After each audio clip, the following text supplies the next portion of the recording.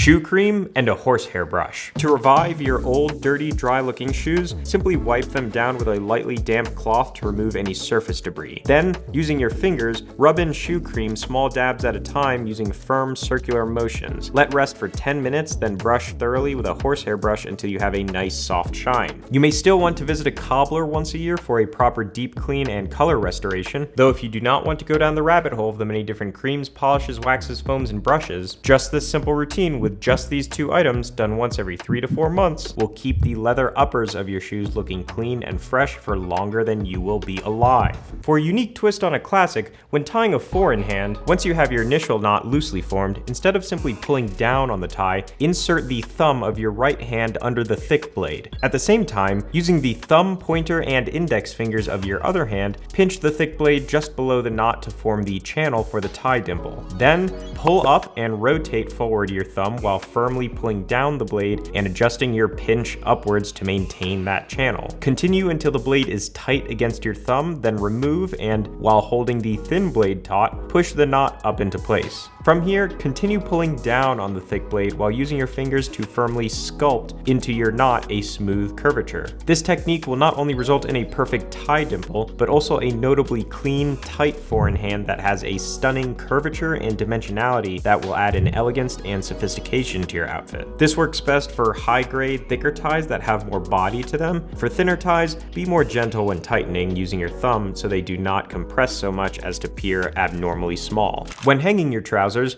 you want to preserve this. This iconic crease is a sign of properly pressed and well-kept clothing. You may be tempted to fold your pants like this or like this. Don't do that. It will flatten that crease when you go to hang them. Instead, fold them in at the zipper and pull the opening ends together until the crease at the leg openings roughly line up. Grab the trousers by the leg openings, holding them upside down while more closely aligning the creases together and folding the waist opening accordingly. Lastly, pull them up through the hanger to between the knee and bottom of the pockets and fold them over. Once hanging, adjust as needed to make sure they are laying perfectly flat on that crease. Have you ever tried to mirror shine your shoes only to find that you are left with those dreaded micro scratches plaguing what would otherwise be that coveted glassy finish? It may not be your technique, but instead, your cloth. In my observation, the thin cotton fabric of a cheap rag or t-shirt is composed of 2 types of fibers. One is a thin, wispy fluff that makes it soft to the touch, and the other is a harder thread-like fiber that gives the fabric its structure. It is when this first fluffy fiber compresses down to form a dense but smooth surface that the wax can form an equally smooth and therefore reflective surface. However, because these cheap, thin fabrics have so little of this fluffy material, it quickly erodes away, leaving only the harder structural fiber, which will scratch your could-be perfect finish. Adjusting to a new section of cloth as you near the end of your shine will help, though I have found that both tedious and only sometimes effective. The solution?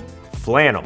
Flannel cotton fabric will have the volume and density of these precious microfibers that will allow it to, upon shining, compress into the flat, firm, yet soft and smooth surface that will last long enough to result in a truly scratchless, pristine mirror gloss. It's also faster, and I've been able to get a mirror shine sometimes in just a few minutes with a good flannel cloth. And this doesn't have to be expensive. All this fabric was $3 at Joann's. The most criminally underrated and underutilized facet of classic men's attire is the humble dress sock. Do not wear your $300, $400, $500 shoes with black polyester mid-caps you got on Amazon. In a world where high-grade products can range anywhere from a few $100s to a few $1,000s, luxury dress socks are just $20 to $35 with minimal shipping costs. Not only will they more practically wick sweat and stay up on your calf so you're not constantly bending over to pull up your socks, but much like tie dimples, flat laces, and perfectly tailored clothing, it is one of those subtle details that will elevate your outfit and seriously impress. Dress socks are one of the few parts of your wardrobe where you get to be expressive without fear of judgment. Not only do high-quality dress socks stand up on their own, meaning you need not worry much about cohesion with the rest of your outfit, but unlike the similarly decorative ties and pocket squares, they are not part of that critical first impression. By the time people notice your socks, they will already have been hanging out with you for some time, which means, much like your jacket lining, they are perceived more as a glimpse into your unique character as opposed to an indication of whether or not you have your ducks in a row. Where do you buy dress socks? How do you style them?